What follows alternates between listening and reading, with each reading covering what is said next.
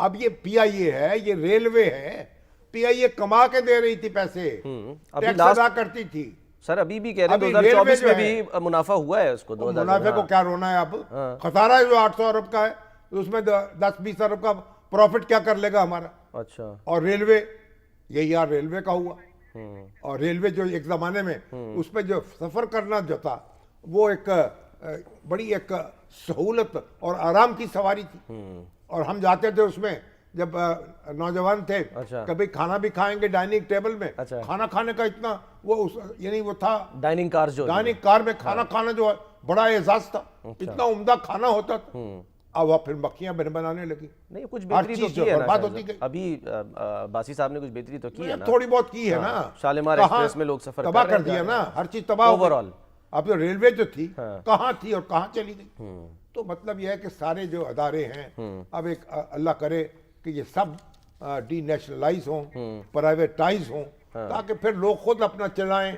नुकसान करें तो अपना करें, नफा करें तो अपना करें। नफा करेंगे तो टैक्स भी देंगे, कौमी खजाना भरेंगे, और बाकी रियासत जो है वो तो उनसे जान छुड़ाएगी ना। अभी तो हमारी ये जो बिजली के अदारे हैं डिस्कोस, हाँ जी, वो उन्हीं को हम प्राइवेटाइज नहीं कर पा रहे, डीनेशनलाइज नहीं कर पा रहे। तो एक यानी हमारी जो कमर है ना वो तोड़ दी है, यानी झुका दिया है इस उन खसारों ने जो इन अदारों से हमने। लेकिन ये जो अमल है शाहिद साहब जिसका आज बाकायदा आगाज हो गया प्राइवेटाइजेशन का, इससे आपको लगता है ये खुशाइंदे से बेहतरी होगी?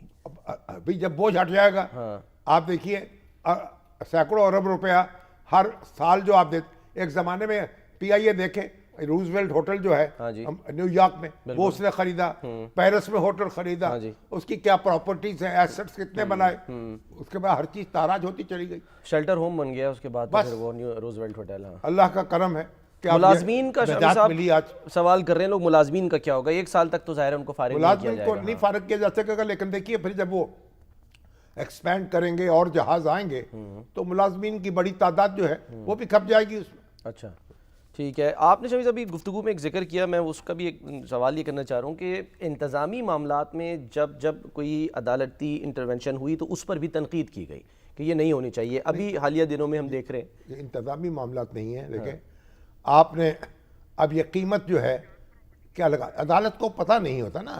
अदालत को जब हुकूमत बिजनेस नहीं कर सकती तो अदालत भी नहीं कर सकती। अच्छा, अदालत ये जो काम है ना, अदालतों का काम नहीं है कि मामलात में मदाखलत करना। अच्छा, अब वो जो बोली दी गई है स्टील मिल की, खुली बोली है, फर्ज करें जो कीमत लगी है वो आपने देनी, आपने कहा हो कम कीमत लगी, क्या नतीजा निकला?